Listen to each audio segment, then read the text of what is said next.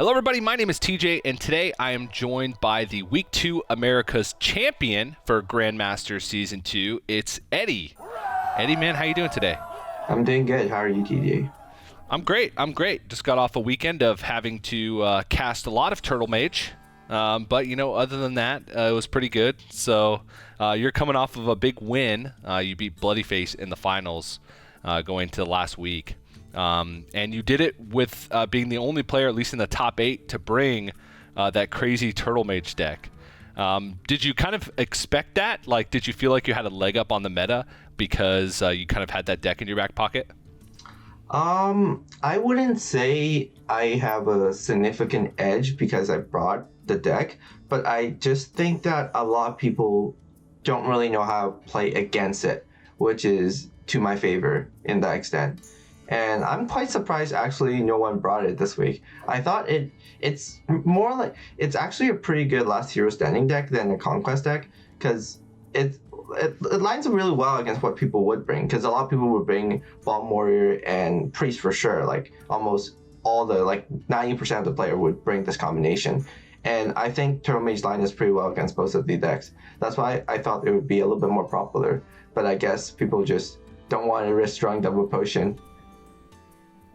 Yeah, it happened to you last week. You still made it to top 8, or top 4, but despite having those double potion games with Turtlemage. But speaking of kind of not expecting people to bring it and people not playing well against it, you mentioned that you practiced with Monsanto, or Monsanto mentioned that he practiced with you.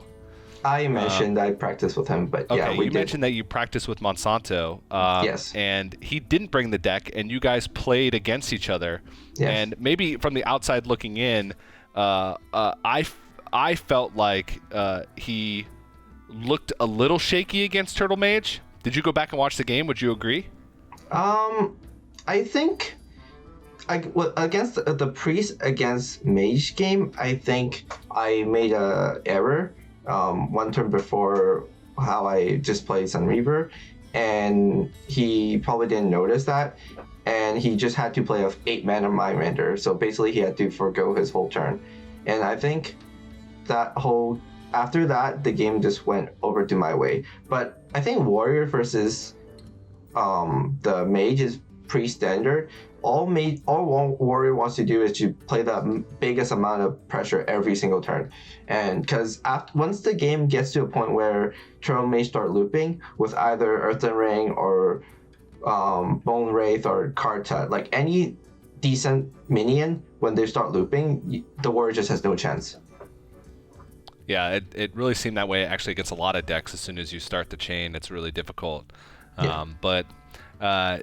Did you try to convince Monsanto to bring the deck? Yes, I actually did try to convince him. He said he played 10 games on ladder, and he went like 1 in 9 or 2 in 8, and he said this deck is basically unplayable. And I'm like, maybe it's not the deck, it's the player. And then he was laughing, and he was like, and then he actually tried to convince me to bring his aggro rogue. And I tested a few games on ladder, and I kept losing. I'm like, Monsanto, man, this is not it. This is not the deck. Well, it's funny because it feels like Aggro Rogue is one of the better matchups against that Turtlemage. Yes, for sure. You ended up having to ban it in a lot of your series. Yes. But talking a little bit more about the finals, you played against Bloodyface, and it just feels like you and Bloodyface always kind of meet up at the high end of the brackets. We actually pulled the data, and you and Bloodyface, this week's final, you two are the 2 highest win rate players of all time in America's Grandmasters. Do you feel any sense of rivalry with him? Because of that, because it feels like you guys always meet in top 8s, top 4s, and finals, and it feels like you guys are both always at the top. Do you feel any sort of rivalry there? I would say we're more like honestly, I would say we're more like a teacher and student, because he actually we practice every week, and he gives up really, really good ideas. And for this Turtlemage list, he posted in our Discord, and but he didn't want to bring it. But I saw it and I was like, it was really smart because Firebrand is one of the highest tempo highest tempo minions in Mage. And it fits really well since the deck itself doesn't run a lot of spells, but because you run the Wand Thieves and you run the 2-drop that gives you a 1-mana spell, it makes your curve really, really smooth and you can actually negate a lot of early pressure. So, like, props to him for figuring that out. And overall, I think Bloodyface is probably the best NA Grandmaster right now. And I would say myself is kind of close there, but not quite. Honestly, I think that when you watch him play games that are really, really tough spots, he always finds a way to get out, even though it looks like pretty unwinnable from a point of a viewer point of view. You feel like sometimes he doesn't get the good hand and he's from behind, and a couple turns later he found a really, really a low percentage line that would win, but it's probably the only line that could get him there. And sometimes he just gets there, and that's really impressive, is how good players are able to steal games that they were supposed to lose. And I think he does that better than me. Well, I guess the stats back up your kind of analysis there on it, because you're still about 2 percentage points behind him in overall win rate, but you are second, and you're 3% or a little over 3% above Frozen now, who's third. So you guys are continuing to kind of separate yourselves from the pack, and it's very impressive to watch. Next question that I wanted to ask you is kind of the new blood in America's Grandmasters, some of the new players coming in. I don't know if you got a chance to look at No Hands Gamer's post, his twit longer, talking about how he doesn't feel like he's cut out for like the highest level of play in Grandmasters. He's had kind of disappointing performances in the first couple weeks of Swiss, and that he needs to kind of refocus his stream to be more focused on learning and getting better than trying to like interact with his chat. And this is coming from a player who's consistently in top 10 Legend, who recently won a tournament, one of the top performers for Masters Tour. Do you feel like that's the case, where the top level of America's GM is that much better than, say, like the top level of Masters Tour players, or kind of the bottom level of GM?